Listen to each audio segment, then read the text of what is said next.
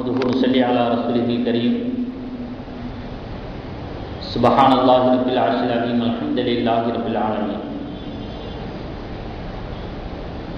وقد قال الله تعالى في القرآن العظيم الفرقان المجيد: علم آدم الأسماء كلها ثم عرضهم على الملائكة فقال أنبئوني بأسماء هؤلاء إن كنتم صادقين. قالوا سبحانك لا علم لنا إلا ما علمتنا إنك أنت العليم الحكيم. وقال الله تعالى في آية أخرى: وأعدوا لهم ما استطعتم من قوة ومن رباط الخيل ترهبون به عدو الله وعدوكم إلى آخر الآية. صدق الله العليم. நிறையுடைய வாழ்வழித்து நெடுநிலத்தை காப்பதற்கு மறையளித்த இறைவனுக்கே மாபெரும் புகழனைத்தும், சத்திய தூதராம் நபிகள் நாயகம் ஸல்லல்லாஹு அலைஹி வஸல்லம் அவர்களின் மீதும் அவர்களின் வழிவாழ்ந்த சத்திய சஹாபா பெருமக்கள் மீதும் நம் அனைத்து நல்லடியார்களின் மீதும் ஏக வல்லோனின் சாந்தியும் சமாதானமும் என்றென்றும் நின்று நிலவட்டுமாக.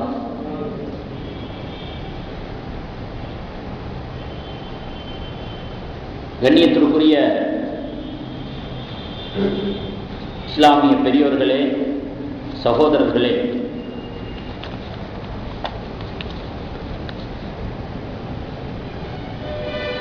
நாம் வாழக்கூடிய இந்த காலம்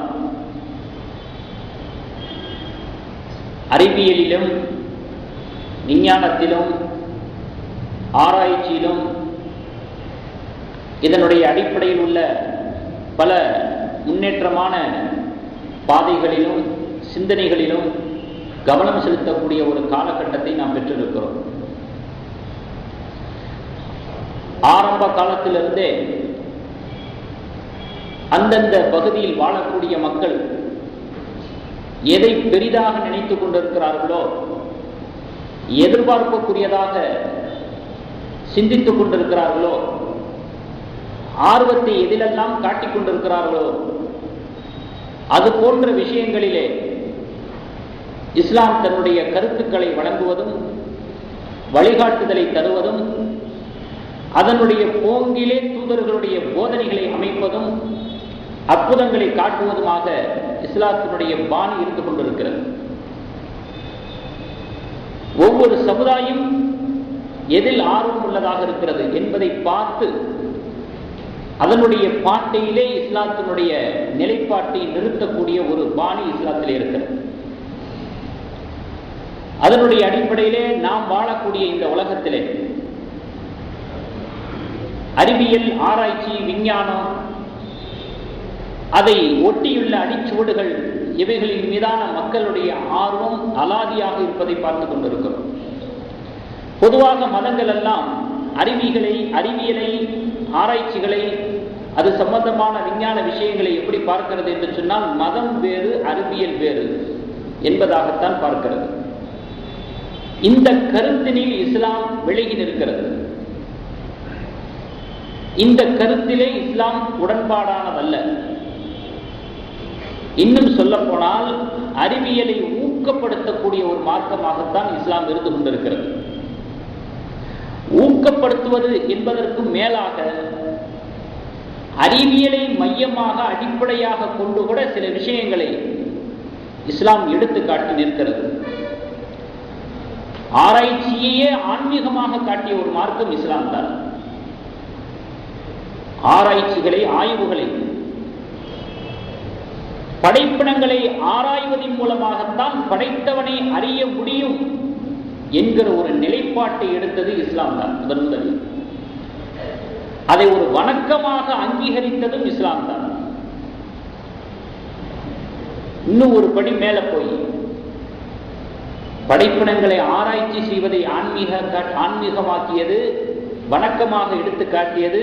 ஒரு படி மேல போய் சிறிது நேரம் படைப்பினங்களை ஆய்வு செய்வது, இரவு முழுவதும் நின்று வணங்கிய கூலி கிடைக்கிறது என்று பெருமானார் ஸல்லல்லாஹு அலைஹி வஸல்லம் அவர்கள் சொல்லி வைத்த செய்தி ஹதீஸிலே பதிவு செய்யப்பட்டிருக்கிறது.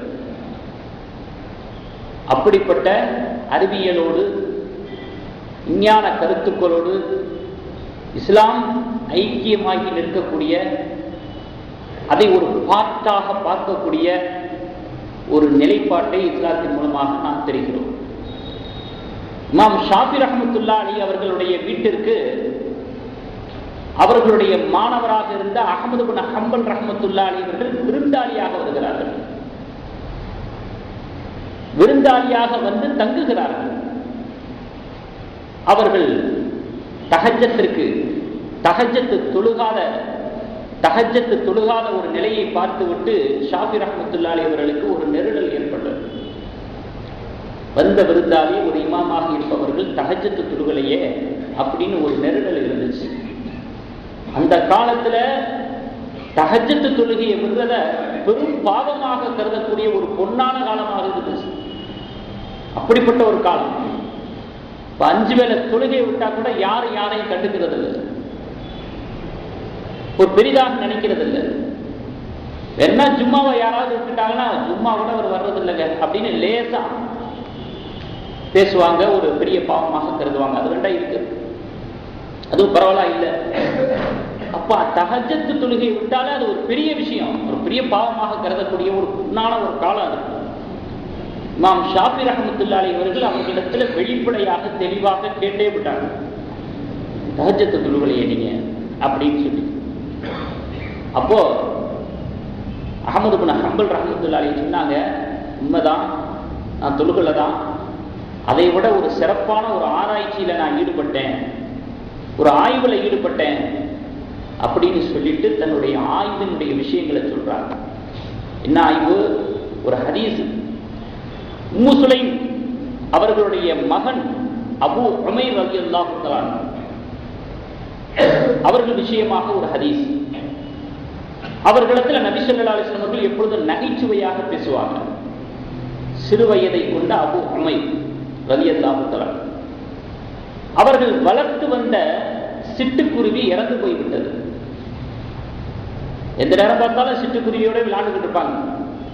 அதனால நபி ஸல்லல்லாஹு அலைஹி வஸல்லம் அவர்கள் வச்ச பேரை தான் அபூ உமைர், சிட்டுக்குருவியுடன் இருப்பவரே அப்படிங்கிற ஒரு பெயரை கொண்டு அழைத்தார்கள், அபூ உமைர் அப்படின்னு. அப்போ அவங்க கவலையா இருக்கிறத பார்த்துட்டு நபி ஸல்லல்லாஹு அலைஹி வஸல்லம் அவர்கள் கேட்கிறாங்க, உங்களுடைய கவலைக்கு காரணம் என்ன அப்படின்னு.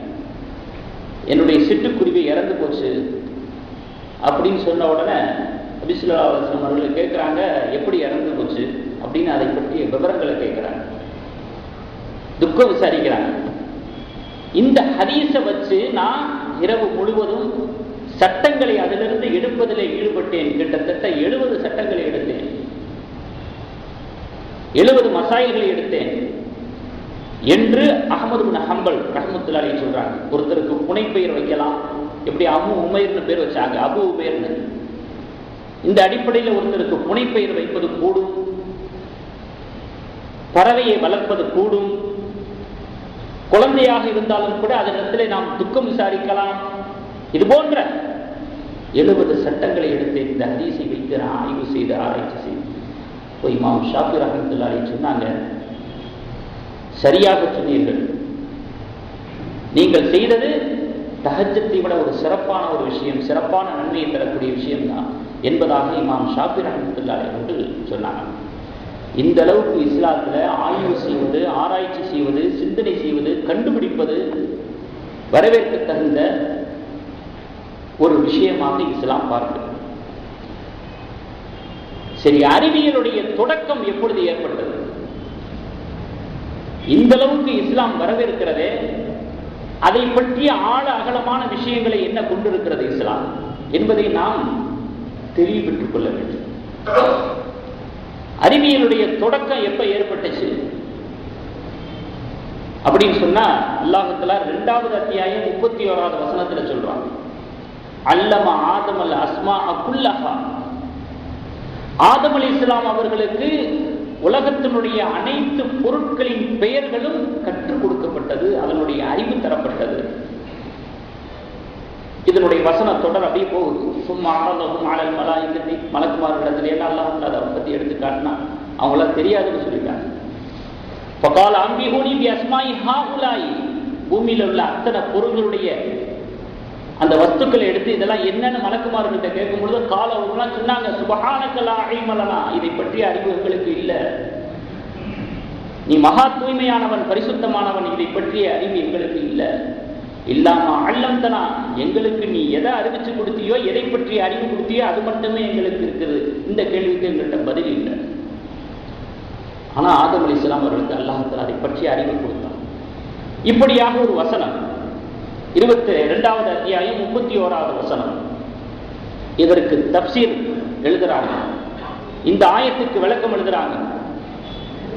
தப்சீர் செய்யக்கூடியவர்களில் தலையாய தலைவராக இருக்கக்கூடிய ரஈஸுல் முஃபஸ்ஸிரீன் என்று பெயர் வாங்கிய இப்னு அப்பாஸ் ரலியல்லாஹு தஆலா அவர்கள் இந்த ஆயத்திற்கு தப்சீர் செய்கிற பொழுது, விளக்கம் எழுதுகிற பொழுது சொல்றாங்க, வெறும் பெயர்களை மட்டும் அல்லாஹ் தஆலா கற்றுக் கொடுக்கல, அந்த பெயர்களுடன் கூடிய அந்த பொருளுடைய தன்மைகளையும் கற்றுக் கொடுத்தான்.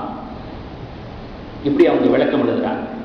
இதே ஆயத்துக்கு இமாம் ஜமக்ஷரி ரஹ்மத்துல்லாஹி அலைஹி அவங்க சொல்றாங்க, வெறும் பொருளுடைய பெயர்கள் மட்டுமல்ல, அதனுடைய பயன்பாடுகளையும் சேர்த்து கற்றுக் கொடுத்தான் அல்லாஹ்.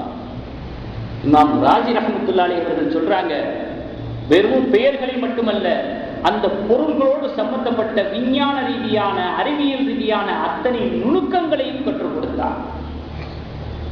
அப்படிப்பட்ட மகா அர்த்தத்தை பொதிந்த ஒரு வார்த்தையை அல்லாஹ் இங்கே கொண்டு வந்திருக்கிறார். இப்படித்தான் இதற்கு விளக்கம் செய்ய முடியும் என்று பல விளக்கங்கள், பல தப்சீர்கள் எழுதினார். அந்த ஜீன் தான் இப்ப வேலை செய்யுது. எத்தனை விஞ்ஞானிகள் இருந்தாலும், ஆராய்ச்சி திறன் படைத்தவர்கள் இருந்தாலும், அறிவியல் அறிவு பெற்றவர்களாக இருந்தாலும், அதிலே கோலோச்சி கொண்டிருந்தாலும், இவர்களுடைய திறமைகள், இவர்களுடைய தேட்டங்கள் எல்லாமே அங்கிருந்து வந்த ஜீன், அங்கிருந்து பகிர்ந்தளிக்கப்பட்டவைகள், அங்கிருந்து பட்டோடா செய்யப்பட்டவைகள் என்பதாக நாம் விளங்க முடிகிறது. சுருக்கமாக சொன்னால், மனிதன் வாழப்போகக்கூடிய பூமியை பற்றியும் பூமியில் இருக்கக்கூடிய பொருட்களை பற்றிய அறிவையும் சேர்த்து கொடுத்துதான் அனுப்பினான். சும்மா அனுப்பல. சும்மா அனுப்புனா என்ன தெரியும் மனுஷனுக்கு? எப்படி விவசாயம் பண்ணணும் தெரியுமா? எப்படி சாப்பிடுறதுன்னு தெரியுமா? தன் மானத்தை காப்பதற்கு எப்படி ஆடை அணிகிறது, தயாரிக்கிறது, விற்பனை செய்யறதுலாம் தெரியுமா? எல்லா பொருள்களை பற்றிய விவரங்களையும் சம்பந்தப்பட்ட அறிவுகளையும் சேர்த்து கொடுத்து அனுப்பினான் அல்லாஹ். இப்ப அறிவியலுடைய தொடக்கம் எங்கிருந்து ஆரம்பமாச்சு?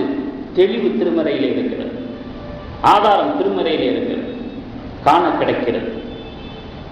அடுத்து இஸ்லாத்துக்கும் அறிவியலுக்கும் மத்தியில் இருக்கக்கூடிய வித்தியாசம் என்ன? எந்த கோட்டில் அது வித்தியாசத்தை நிலைநிறுத்தி கொண்டிருக்கிறது அப்படிங்கிற ஒரு துல்லியமான மையப்புள்ளியை நம்ம விளங்கிக்கிறோம்.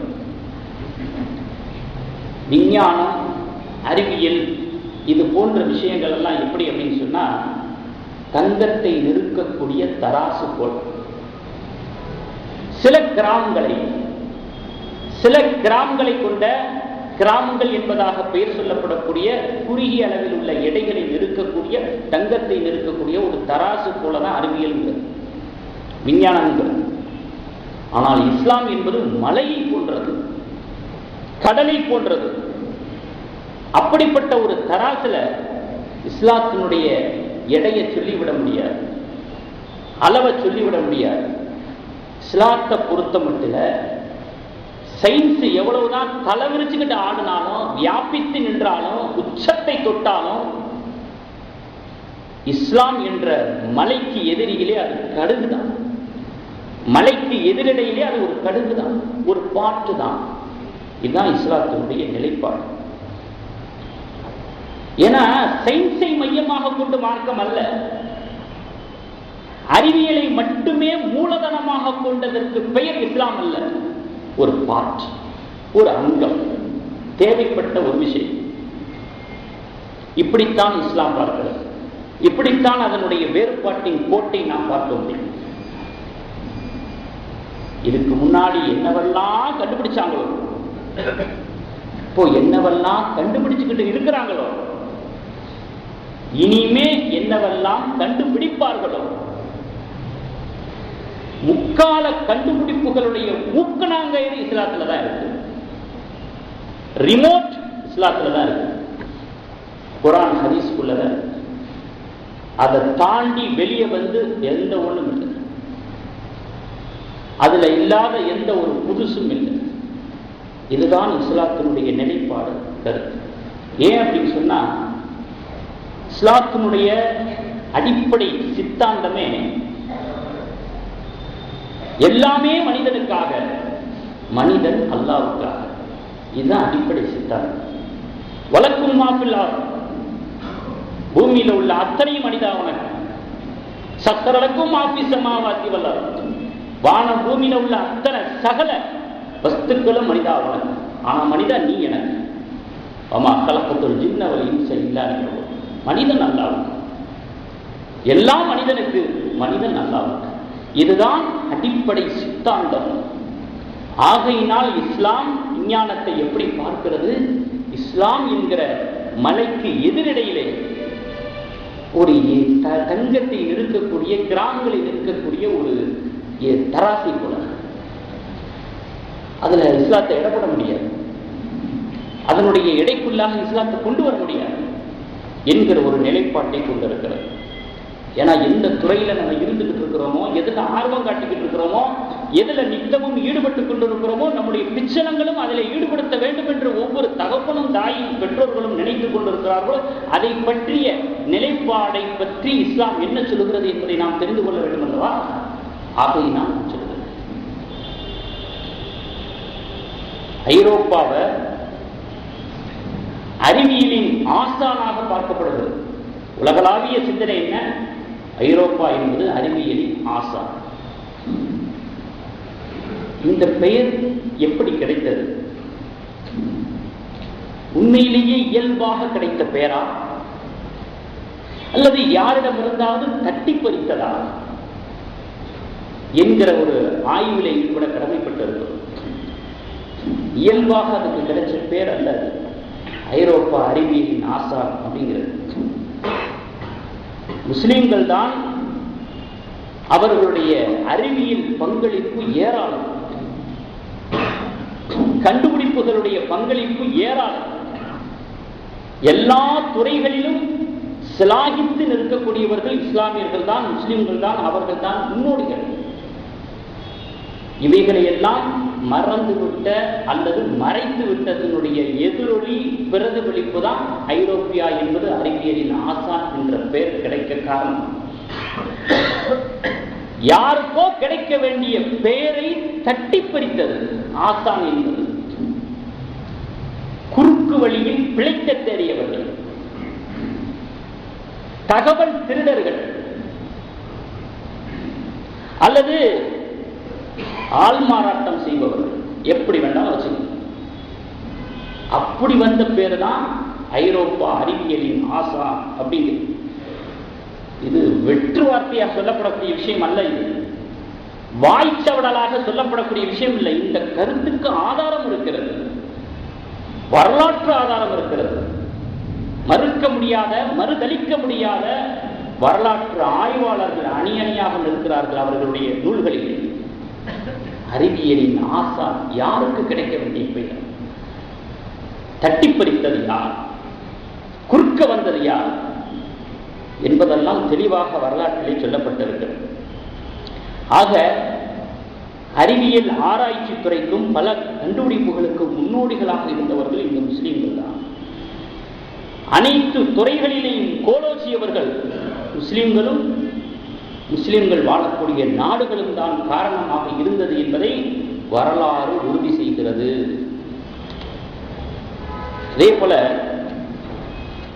இப்ப இந்த ஒரு நிலையை வரலாறு ஆதரிக்குது, சான்றளிக்குது, உறுதியளிக்குது. அப்படின்னு சொன்னா இந்த முஸ்லிம்கள் வாழக்கூடிய பகுதியை கொண்ட முஸ்லிம் நாடுகள் யாருடைய வழியில் வந்தவர்கள், யாரிடத்திலிருந்து பாடம் பெற்றவர்கள், யாருடைய போதனைகளை கொண்டவர்கள், இவர்களை வழிநடத்தியது யார்? குர்ஆன் தானே, ஹதீஸ் தானே,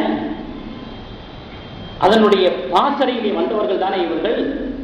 அப்போ அனைத்து வளர்ச்சிகளுக்கும், விஞ்ஞான அறிவியல் விஞ்ஞான அத்தனை சார்ந்த விஷயங்களுக்கும் மூலக்கர்த்தாவாக இருப்பது, மூலதனமாக இருப்பது இஸ்லாம் தான். உலகளாவிய ரீதியில குறிப்பா ஸ்பெயின்ல முஸ்லிம் ஆட்சியாளர்கள் நிலை கொண்டதற்கு பிறகுதான் ஐரோப்பா அறிவு ஆராய்ச்சியை, கலாச்சார பண்பாட்டை பெற்றது என்பதாக பிலிப் கே ஹிட்டி என்கிற ஒரு வரலாற்று ஆசிரியர் தனது நூலில் எழுதுகிறார். அதுக்கு அறிவியல் ஆராய்ச்சி கிடைச்சதும் பண்பாட்டு கலாச்சாரம் கிடைச்சதை முஸ்லீம்களை வச்சுதான், முஸ்லீம் நாட்டை வச்சுருந்தான், குறிப்பா ஸ்பெயினை வச்சுதான் என்பதாக அவர் ஆதாரமாக இருக்கிறது. இப்படிப்பட்ட ஒரு நிலைப்பாட்டை கொண்டவர்கள் இஸ்லாமியர்கள், அதற்கு மூலதனமாக இருந்தது இஸ்லாம் என்பதை நாம் தெரிந்து கொண்டோம். அதற்கு சில உதாரணங்களாக ஒவ்வொரு துறையை பற்றியும் இஸ்லாம் என்ன சொல்லுது, எப்படி அது மூலதனத்தை கொண்டிருக்கிறது அதையும் தெரிஞ்சுக்கணுமா இல்லையா? இப்ப வானவியல்ங்கிறாங்க, வானவியல் துறை, இதுல எப்படி இஸ்லாம் மூலதனத்தை கொண்டிருக்கிறது, அதனுடைய வளர்ச்சிக்கு மூலதனமாக இஸ்லாம் தான் இருக்கிறது என்பதை எப்படி பறைசாற்றுவது, அதற்காக சில உதாரணம். ரியாதுஸ் ஸாலிஹீன் எழுதிய இமாம் நபவி ரஹ்மத்துல்லாஹி அலைஹி அவர்கள் ஒரு ஹதீஸ் அதில் எழுதுறாங்க. என்ன அப்படின்னு சொன்னா, ஒரு சஹாபி கேட்குறாங்க, திடீர்னு வானத்தை பார்க்குறாங்க, அவர்களுடைய சிந்தனை ஆராய்ச்சியை கொண்டு நோக்கி செல்கிறது, ஒரு கேள்வியாக பிறக்கிறது. பெருமானார் ஸல்லல்லாஹு அலைஹி வஸல்லம் திடீர்னு கேட்குறாங்க, யார சொல்லலாம், சூரியன், சந்திரன், நட்சத்திரம் இவைகளெல்லாம் செயல்பட்டு கொண்டிருக்கிறது. திடீரென்று இது அல்லாஹ்வுக்கு மாறுபாடு செய்துவிட்டால், அல்லாஹ்வுடைய கட்டளைக்கு மாற்றம் செய்துவிட்டால், செயல்படுவதை நிறுத்திக் கொண்டால் என்னவாகும்? பெருமானார் ஸல்லல்லாஹு அலைஹி வஸல்லம் அவர்கள் பதில் சொன்னாங்க, அல்லாஹ் தான் வைத்திருக்கக்கூடிய மிருகங்களில் ஒரு மிருகத்தை ஏவி மாறுபாடு செய்தால், கட்டளைகளை மறுதலித்தால் விழுங்கிவிடச் செய்து விடுவான். அல்லாஹ்விடத்தில் சில மிருகங்கள் இருக்கு, அதுல ஒரு மிருகத்தை ஏவி அவைகளை எல்லாம் விழுங்க செய்து விடுவான் நபிசுல்லாஹ் சொல்றாங்க. உடனே அந்த சஹாபி கேட்டாங்க, சந்திரன் எவ்வளவு பெரியது, சூரியன் எவ்வளவு பெரியது, நட்சத்திரம் எவ்வளவு பெரியது, இவைகளையெல்லாம் விழுங்கிவிடக்கூடிய அளவுல பயங்கரமான மிருகமா, அது எங்கே வாழுது, அது எங்கே இருக்கு? மனிதனுடைய சராசரி சிந்தனை அடுத்த கேள்வி இப்படித்தானே இருக்கும். பெருமானார் ஸல்லல்லாஹு அலைஹி வஸல்லம் அவர்கள் சொன்னாங்க, அல்லாஹ்வுடைய பெருவெளிகளில் ஒரு வயல்வெளியில் அது இருக்கிறது என்பதாக சொன்னாங்க. மிருகம் என்ற பெயரால் சுட்டி காட்டியிருக்கிறாங்க. இன்னைக்கு விஞ்ஞானத்தினுடைய கண்டுபிடிப்பு என்ன தெரியுமா? விஞ்ஞானிகள் சொல்றாங்க, நட்சத்திரங்களில் ஒன்று அதனுடைய ஓடு பாதையை விட்டு விலகிவிட்டால், அதற்கென்று இருக்கக்கூடிய நிர்ணயிக்கப்பட்ட வட்டப்பாதையை விட்டு விலகி ஓடினால், டிராக்கு மாறிவிட்டால், அங்கே ஒரு கரும்புலி இருக்கிறது, அது அந்த நட்சத்திரத்தை விழுங்கிவிடும் என்பதாக விஞ்ஞானிகள் சொல்றார். இந்த கரும்புலிக்குத்தான் மிருகம் என்ற பெயரை சூட்டியிருப்பார்களோ? அப்ப இந்த கேள்வி எப்படி வருது பாருங்க. அந்த சஹாபிக்கு திடீர்னு வானவியல் ரீதியான சிந்தனை கேள்வி. அல்லாஹ் தஆலா 88வது அத்தியாயம் 18வது வசனத்துல சொல்றாங்க, இல சமாஹி கைஃப ருஃபிஅ, அவர்கள் வானத்தை பார்க்கவில்லையா, அது எப்படி உயர்த்தப்பட்டிருக்கிறது என்பதை. அல்லாஹ்வுடைய கட்டளைக்கு அடிபடுகிறதுல, அதன்படி தன்னுடைய சிந்தனையை அமைக்கிறதுல சஹாபாக்களுக்கு நிகர் யாரு? பெருமானார் ஸல்லல்லாஹு அலைஹி வஸல்லம் அவருடைய வாசனையில் பயின்றவர்களாச்சே. இந்த கட்டளையை மதித்து வானத்தின் பக்கம் சிந்திக்கிறாங்க. ஒரு கேள்வி பிறக்குது, அல்லாஹ் கேள்வியை எழச் செய்கிறான், கேட்கச் செய்கிறான். நபிசுல்லாஹ் பதில் சொல்றாங்க, இன்றைய விஞ்ஞான கண்டுபிடிப்பு ஒத்துப்போகும், பறைசாட்டுகிறது உண்மை என்பதால். இப்படித்தான் இஸ்லாம் ஒவ்வொரு துறையிலும் ஒரு மூலதனமாக இருந்து கொண்டிருக்கிறது. அதே மாதிரி ஆயுத தயாரிப்புகள் தயாரிக்கிறது, விற்பனை செய்வது, இவைகளிலெல்லாம் இஸ்ரேல் தன்னை வல்லரசாக காட்டிக் கொண்டிருக்கிறது. ஆயுத தயாரிப்பிலேயும் ஆயுத விற்பனைகளிலேயும் உலகமே அதை மிக பிரம்மாண்டமான ஒரு நாடாக பார்த்து கொண்டிருக்கிறது. ஆனால் ஆயுத தயாரிப்பு விஷயத்திலே, விற்பனை விஷயங்களிலே அல்லாஹ் ஆயத்தை எப்படி கொண்டு வரணும் பாருங்க. 8வது அத்தியாயம் 60வது வசனத்தில், وَأَعِدُّوا لَهُمْ مَا اسْتَطَعْتُم مِّن قُوَّةٍ, எதிரிகளை எதிர்ப்பதற்காக, எதிரிகளை எதிர்ப்பதற்காக உங்களால் இயன்ற அளவு பலத்தை தயார்படுத்தி வைத்துக் கொள்ளுங்கள். பலம் தரக்கூடிய ஆயுதங்களை, கருவிகளை தயார் நிலையில் வைத்துக் கொள்ளுங்கள். ரிபாத்தில் ஹைல், கட்டப்பட்ட புறவிகளையும் நீங்கள் தயாராக வைத்துக் கொள்ளுங்கள். குதிரை கட்டி வைக்கப்பட்டிருக்கிற குதிரைகள், புறவிகள், இவைகளையும் தயார் நிலையில் வைத்துக் கொள்ளுங்கள். துரிகி ஊனவிகி அதுவல்லாஹி அதுவக்கும், அல்லாவுக்கும் உங்களுக்கும் எதிரிகளாக இருப்பவர்கள் இதன் மூலமாக அச்சப்படலாம். அதனால ஆயுத தயாரிப்பில் ஈடுபட்டு எப்பொழுதும் தயார் நிலையில் இருங்கள் என்பதாக 8வது அத்தியாயம் 60வது வசனம். தேவையில்லாம வீணாக அநியாயமா மக்களை கொல்றதுக்கு இல்லை, மக்களை கொல்லக்கூடியவர்கள், மக்களுக்கு எதிராக சிந்திக்கக்கூடியவர்கள், அநியாயத்தையே பிழைப்பாக கொண்டிருக்கக்கூடியவர்களுடைய அடக்குமுறையை ஒழிப்பதற்காக, சத்தியத்துக்காக, நியாயத்துக்காக, நீதத்துக்காக, இதற்கு வேண்டிய தேவைப்படக்கூடிய பொருள்கள் இவைகள். இவைகளை தயாரிப்பதிலையும் சேகரிப்பதிலையும் தயார் நிலையில் வைத்திருப்பதிலையும் சுதாரிப்பாக இருங்கள், உஷாராக இருங்கள், அசால்ட்டாக இருக்காதீர்கள், அலாட்டாக இருங்கள். சொல்றானா இல்லையா? யாருக்கும் சொல்லப்பட்டது இன்னைக்கு யார் அதை செஞ்சுக்கிட்டு இருக்கிறார், அந்த ஒரு வருத்தமும் இருக்கு. இப்ப இந்த விஷயத்திலையும் இஸ்லாம் ஒரு தூண்டுகோலாக இருக்கிறது, முன்மாதிரியாக இருக்கிறது. ஒரு சஹாபி ஒரு வாள் வச்சிருந்தாங்க, மின்னிக் கொண்டிருந்தது. பெருமானார் ஸல்லல்லாஹு அலைஹி வஸல்லம் அவர்கள் கேட்டாங்க, கையில் இருக்கக்கூடிய வாள் மின்னிக்கிட்டு இருக்குதே, இது எப்படி வந்துச்சு உங்களுக்கு? சஹாபி சொன்னாங்க, ஒரு கூட்டம் வந்துச்சு, ஆயுத விற்பனையில் ஈடுபட்டுச்சு, அவர்களிடத்திலிருந்து நான் காசு கொடுத்து விலைக்கு வாங்கி இந்த வாளை வாங்கினேன் அப்படின்னு அந்த சஹாபி சொல்றாங்க. உடனே பெருமானார் ஸல்லல்லாஹு அலைஹி வஸல்லம் அவர்கள் சொன்னாங்க, ஸல்லல்லாஹு அலைஹி வஸல்லம், நீங்களே அதை தயாரிச்சு அதை போர்ல யூஸ் பண்ணா உங்களுக்கு 2 நன்மை கிடைச்சிருக்கும் அப்படின்னா. விலைக்கு வாங்கி போர்ல யூஸ் பண்ணா ஒரு நன்மை கிடைக்கும்னா, அந்த வாளை நீங்களே தயாரிச்சு அதை அல்லாஹ்வுக்காக இறைவழியிலே யூஸ் பண்ணா உங்களுக்கு 2 நன்மை கிடைக்கும். எப்படி ஊக்குவிக்கிறாங்க பாருங்க, தயாரிப்புல எப்படி ஆர்வப்படுத்துறாங்க பாருங்க தன்னுடைய தோழர்களை. அந்த துறையிலையும் இஸ்லாம் ஒரு மூலதனமாக இருக்கிறது. அந்த ஒரு ஈடுபாட்டிலையும் செயல்பாட்டிலையும் அத்திவாரம் போடக்கூடிய ஒரு மார்க்கம் இஸ்லாமாகத்தான் இருக்கிறது. போர் தளவாடங்களை சுயமாக தயாரிக்கிற விஷயத்தில். ஆனால் நம்ம அது விஷயத்தில் வீக்காக இருக்கிறோம் அப்படிங்கிறது ஒரு கவலையான ஒரு விஷயம். இன்னும் சொல்லப்போனா நபி ஸல்லல்லாஹு அலைஹி வஸல்லம் காலத்தையும் தாண்டி அதுக்கு மேல போனா தாவூத் அலைஹிஸ்ஸலாம் அவர்களுடைய தொழிலே அதுதான். அதையும் அல்லாஹ் தஆலா 34வது அத்தியாயம் 10-11வது வசனத்துல சொல்றாங்க, அன்னிஅமல் சாபிகாத்தின் வகத்தின் ஃபி ஸர்தி வஅமலு ஸாலிஹா. அல்லாஹ்வுடைய கட்டளை என்ன தெரியுமா? நீண்ட விசாலமான உருக்கு சட்டைகளை தயாரியுங்கள், அதனுடைய வளைவுகளை, அதனுடைய வளையும் இணைப்புகளை நீங்கள் முறையாக்குங்கள், சரியாக்குங்கள். அல்லாஹ்வே நபிக்கு ஊக்குவிக்கிறார். ஆயுத தயாரிப்பில் ஈடுபடும். வஅமலு ஸாலிஹா, நல்ல அறங்களை செய்யுங்கள், நல்ல அமல்களை புரியுங்கள் அப்படின்னு அல்லாஹ் தஆலா தாவூத் அலைஹிஸ்ஸலாம் அவர்களுக்கு சொன்னார். நூஹ் அலைஹிஸ்ஸலாத்து வஸலாம் அவர்கள் கப்பலை தயாரித்ததிலே புரட்சி மன்னன், புரட்சி செய்தவர்கள். வஸ்னஇல் ஃபுல்க பி அஹின்னா, நேரடி பார்வையிலே நீங்கள் கப்பலை தயார் செய்யுங்கள் என்று நூஹ் அலைஹிஸ்ஸலாம் அவர்களை பார்த்து அல்லாஹ் சொன்னான். பஹீனா, என்னுடைய இறை செய்தி என்கிற உத்தரவின் பேரில், என்னுடைய நேரடி கண்காணிப்பில் நபியே கப்பலை தயார் செய்யுங்க.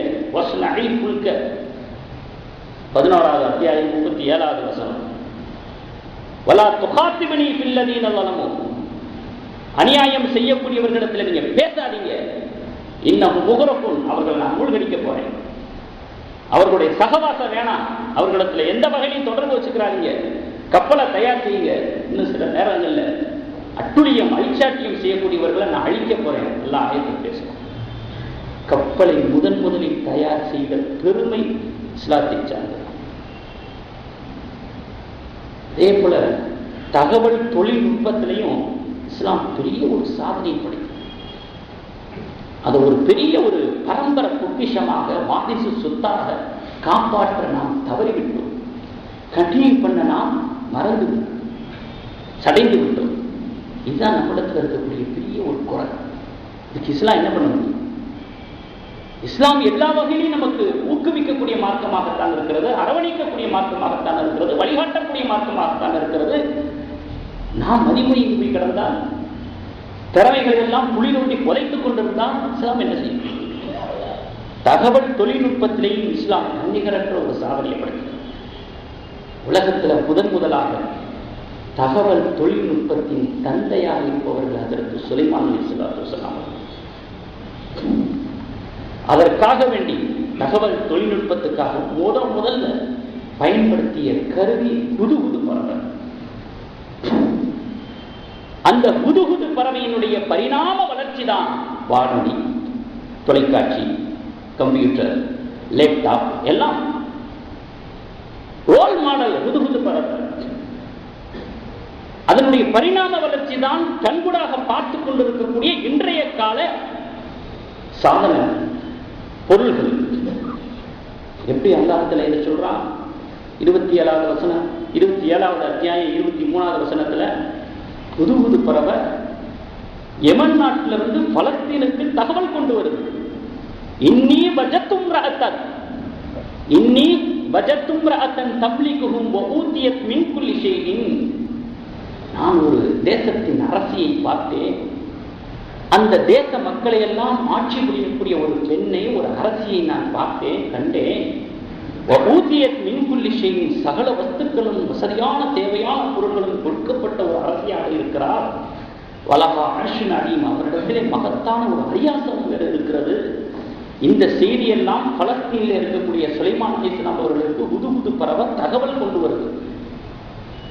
தகவல் கொண்டு வந்ததற்கு பிறகு பலஸ்தீனிலிருந்து மறுபடிக்கு யமனுக்கு அந்த அரசிக்கு தகவல் கொண்டு போகுது. அந்த யமன்ல இருந்து கொண்டு வந்த செய்தியை எப்படி சுலைமான் அலைஹிஸ்ஸலாம் அவர்களுக்கு அது தருது அப்படின்னு சொன்னா, அந்த அரசியையும் அந்த அரசியை ஆளக்கூடிய தேசத்து மக்களையும் எப்படி நான் கண்டேன் என்று சொன்னால், சூரியனை வணங்குபவர்களாக, மின்தூனில்லா அல்லாஹ்வை விடுத்து சூரியனை வணங்குபவர்களாக நான் கண்டேன். வேதனைப்பட்டு சொல்லுது.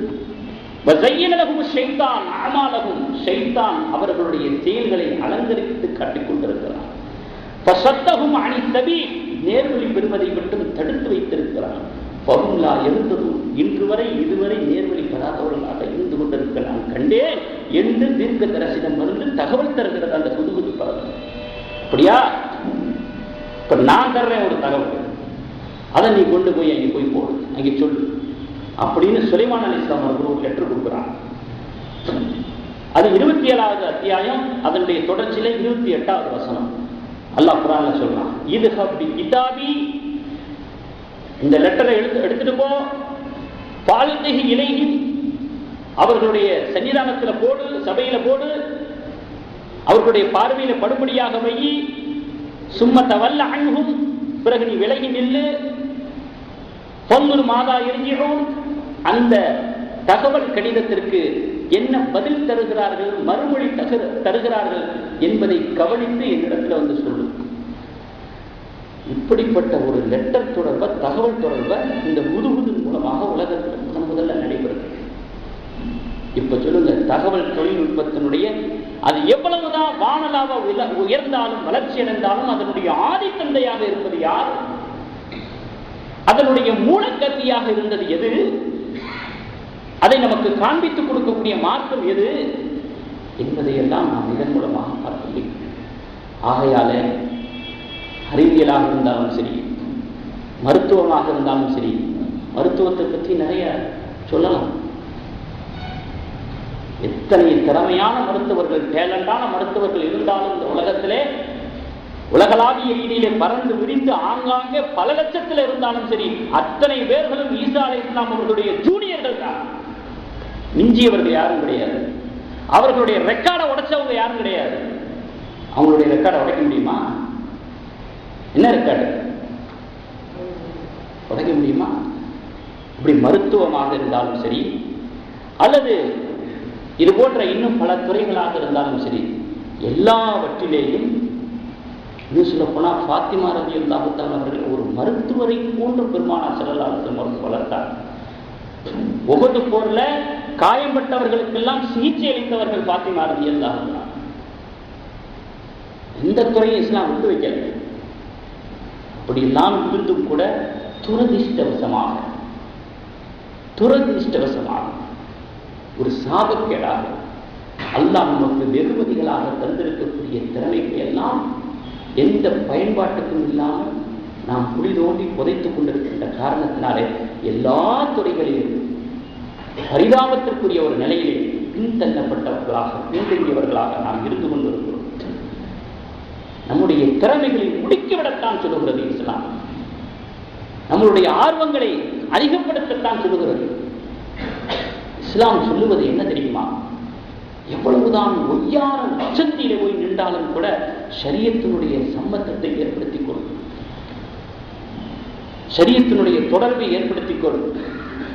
ஷரியத்தை விட்டு விலகி நம்முடைய திறமைகளை மையப்படுத்தி நம்முடைய வாழ்வு அமைந்து விடக்கூடாது என்றுதான் சொல்லுகிறது இஸ்லாம். எதிர்பார்ப்பதும் சொல்லுவதும் அதைத்தான்.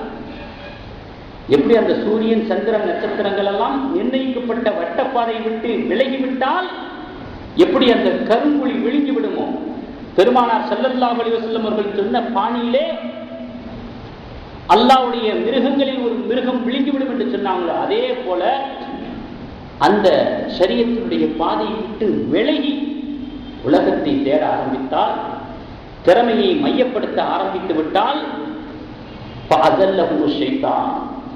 ஆதம் அலைஹிஸ்ஸலாம் அவர்கள் அவ்வா அலைஹிஸ்ஸலாம் அவர்களால் எப்படி ஷைத்தான் சருக செய்து விட்டானோ, இப்போ தையனலகு ஷைத்தான் இந்த புதுகுது பரவ சொன்ன மாதிரி எப்படி ஷைத்தான் செயல்களை அவர்களுக்கு அழகாக்கி காட்டினானோ, அந்த மாதிரி ஒரு பட்டியலில் நம்ம வந்துடும்.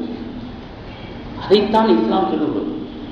எத்தனை திறமைகளை வளர்த்துக் கொள்வதிலேயும் அதிலே முனைப்பு காட்டுவதிலேயும் முயற்சிகளை எல்லாம் முடுக்கி விடுவதிலேயும் படிக்கணும், பட்டம் வாங்கணும், நல்ல வேலையை ஏற்படுத்திக்கிறணும், நல்ல ஒரு சம்பாத்தியத்தை ஏற்படுத்திக்கிறணும், கல்வி வேணும், எல்லாவற்றிலையும் ஆதரவளிக்கக்கூடிய ஒரு மார்க்கம் தான் முட்டுக்கட்டை போகக்கூடிய மார்க்கம் அல்ல. அதே நேரத்தில் இவைகளெல்லாம் அசல் அல்ல, இவைகளெல்லாம் அடுத்தவை. முதன்மை அல்லாஹ் படைத்தவன், பராக்கிரமசாலி, சர்வசக்தன், அவனுக்கு கீழ்தான் எல்லாம் என்கிற ஒரு மனோநிலையை மட்டும் திடகாத்திரப்படுத்திக் கொள்ள வேண்டும் என்றுதான் இஸ்லாம் சொல்லுவது. ஆகையினாலே நம்முடைய வீட்டிலே தீனுடைய சூழல் வந்துவிட்டால், நம்முடைய வீட்டு பெண்களிடத்திலே தீனுடைய சூழல் வந்துவிட்டால், இறையச்சம் வந்துவிட்டால், இறை நம்பிக்கை வந்துவிட்டால், தொழுகை வந்துவிட்டால், தீனை அறிதல் வந்துவிட்டால், மசாயில்கள் தெரியுதல் வந்துவிட்டால், சஹாபாக்களுடைய வாழ்க்கை வரலாற்றை படிக்குதல் வந்துவிட்டால், நபிமார்களுடைய சரித்திரங்களை படிப்பதிலே ஆர்வம் வந்துவிட்டால், எந்த துறையிலும் முனைப்போடு ஈடுபடுவதிலே எந்த தவறும் இல்லை என்பது இஸ்லாத்தினுடைய நிலைப்பாடு. தேவையானதை மறந்து விடுகிறோம், வேறு விஷயத்திலே அதீத கவனம் செலுத்துகிறோம். இதை கலக்கிட்டு அதை செய்யணும்னு நினைக்கிறான், இங்கேதான் தப்பு. இதை விலகிட்டு அதை செய்யணும்னு நினைக்கிறான், அதுதான் தப்பு. இரண்டையும் இணைத்து செல்ல வேண்டும் என்பதுதான் இஸ்லாத்தினுடைய நிலைப்பாடு என்பதை நாம் விலகிக் கொள்ள வேண்டும். அப்படிப்பட்ட ஒரு சிந்தனையை கொண்டவர்களாக ஷரியத்து வழிகாட்டுதலுடைய அடிப்படையிலே தன்னுடைய திறமையை அமைத்துக் கொள்ளக்கூடிய, தன்னுடைய ஆற்றலை அமைத்துக் கொள்ளக்கூடிய, அல்லாஹ் தந்திருக்கக்கூடிய கல்வி என்கிற வெகுமதிகளை அமைத்துக் கொள்ளக்கூடிய நற்பாக்கியத்தினை வல்ல ரஹ்மான் நம் அனைவருக்கும் தந்தல் புரிவானாக. வா அல்ஹம்துலில்லாஹி ரப்பில் ஆலமீன்.